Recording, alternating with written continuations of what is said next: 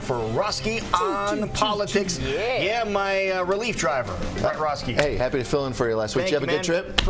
Very interesting trip. It was nice to be at the ocean. Yeah, that was well, cool. That's great. Yeah, I love it. All right, a lot to go over today.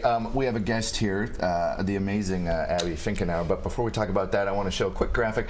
Special thanks to The Wrap. They put up a nice little article yesterday debuting the trailer for the movie that, of course, Lou and Jackie and Jason have a cameo in as well. But they did a big nationwide push yesterday about the trailer. Of course, if you want to see the movie, Courting Des Moines is what we're talking about. It's screening here, premiering here in Iowa the night before the caucuses, January 31st, Varsity Theater. But now to our special guest, Iowa State Representative Abby Finkenauer, the youngest woman currently serving in the legislature. Thanks for being on the show today. Well, thank you. So Abby is doing some very exciting things right now. Not only is she active in the legislature, which just gavelled in a couple days ago, she is also with a group called Make It Work. Why don't you tell folks what that is? Absolutely. So I'm the Iowa director of the Make It Work campaign, and it is an issue campaign for the Iowa caucuses, and we focus on family economic issues because we got really tired of hearing politicians and presidential candidates talk about family values without actually having policies that value families. So we care about issues like equal pay for equal work, affordable childcare, and paid family leave. And what's interesting, I was talking to Sam with your team, and he mentioned you're not only educating caucus goers, but you're also trying to get it on what's called the party platforms, which I think is fascinating. And you don't hear a lot about this part of the caucus process. Could you explain what the party platform is and how you folks are trying to influence that? Absolutely. So we are a caucus campaign, so we are trying to get people out to the caucuses, and that's one of our main focuses. However, we want to make sure that there's a lasting impact of Make It Work in these issues. So that's where those party platforms come in. So we have our ambassadors going to their precinct caucuses, and they're bringing issues to add to the party platform. And so we'll have issues like equal pay, affordable childcare, and paid family leave being added. And this is where you bring them to the caucuses that day, and then they actually vote to add these to the platform or not. So then these platforms then move on to the county and then onto the state, and then they'll actually be lasting and in the state of Iowa. So yeah, it's really exciting, and particularly with the Democratic Party, I know this year they have somebody focused on making sure that the legislature sticks to those platforms as well. So what are you hoping that these presidential contenders are saying to help actually give value to families and make a difference? What are you wanting to hear? So particularly with equal pay for equal work, we want to make sure that they are supportive of the Paycheck Fairness Act to make sure that employers who are not discriminating against their employees for asking about, what is the person next to me making, that they're not, so you're not getting fired for actually caring about, is the man next to me making, $1 more than I am. So that's part of it as well. So these are issues that are going to stick around then in the state of Iowa and not just be done with the caucuses. Okay. Now I understand what you're saying. If people want to learn more about Make It Work, what's the website? It's www.makeitwork.org. Fantastic. Fantastic work. Huge thanks to Ms. Finkenauer for joining us today. Tonight, switching gears now, we got the GOP debate in South Carolina. One of the people who is not participating, he was on the main stage, they bumped him to the undercard. He's not going to show up. He's not going to be there. He had a birthday party here in Des Moines last week. I was there. Let's take a look. Welcome back to Roske on Politics, here with Senator Rand Paul. The last time we were here, we were in costume. I must say, this is one of the funner campaigns. You have two parties on your campaign. Are you enjoying yourself? Well, last time we were here, you know what my costume was?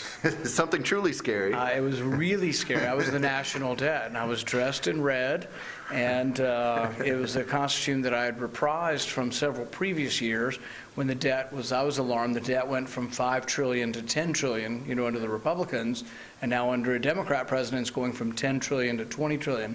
And it's something I am concerned about. It's one of the main reasons I ran for office, is because I think it's a real problem for us. There's just a couple weeks left before the caucus. What's your game plan? Turn out the vote, find our vote. Our goal is to have 10,000 students vote. If we do that, we're going to shock a lot of people. We're also shooting to get 10,000 independents to vote for us. And we're also shooting to find 10, 20,000 liberty lovers within the party to vote. I think it's very mobile. We were talking about it today with our campaign chairman, and he said, in so many cycles, the person leading going in a month beforehand doesn't win. You remember President Giuliani? Who was leading the Iowa caucus a month ago. We've seen a great deal of up and down. Dr. Carson was much higher 3 or 4 weeks ago than he is now. So we think it's wide open. And that's why one of the things we emphasize is that people are mistaken if they think the polls really represent actual truth. We just had a governor's race in Kentucky. Everybody said the Democrat was going to win by 5 points. The Republican won by 8, with 1 week to go in a 2-person race. We think it's much harder to poll a 12-person race in a caucus where not many people turn out. So we hope that people will keep an open mind and say, you know what, it's wide open and anybody could win. And finally, you've been participating in the Iowa caucus process. What are your thoughts on the process, and is it what you expected? We just came from Boone, and before that we were in Carroll, and before that we were in Council Bluffs. What's neat about it is you do meet people up and personal. You do meet people one at a time, and you got to answer all their questions. But I like it. I grew up in a small town in Texas. I live in a small town in Kentucky, and so it's my kind of people. Happy birthday to Senator Rand Paul, who's running for president. Thanks for chatting. Thanks.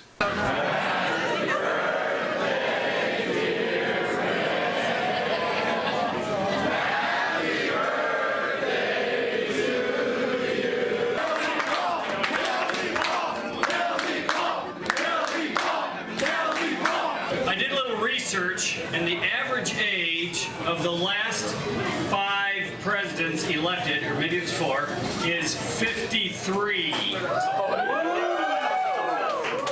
Senator Paul just happens to be 53. Coincidence? I think not.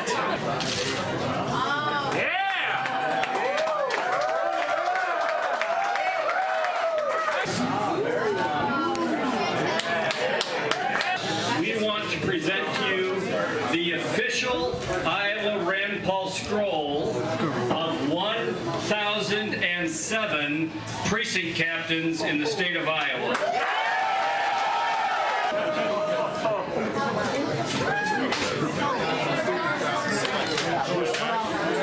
Game of Thrones.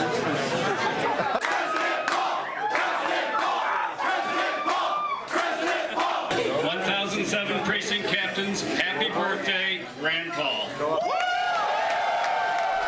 So yeah, even with those precinct captains, over 1,000 of them, he was put to the undercard debate and decided not to participate tonight. So we'll see what happens with Senator Paul. But thanks very much to Iowa State Representative Abby Finkenauer. And what's interesting, you represent Dubuque, but you were a page to the person whose seat you ended up taking. Yeah. So Pat Murphy was the first year that he was Speaker of the Iowa House. I was his Speaker's page, and when he decided to run for Congress, I ran for his open seat and ended up winning. So, that is fantastic. Yeah. Thanks again for being here. On Sunday's show, I am with Stephanie Shriak, who's the president of Emily's List. She was in town endorsing Hillary Clinton's campaign.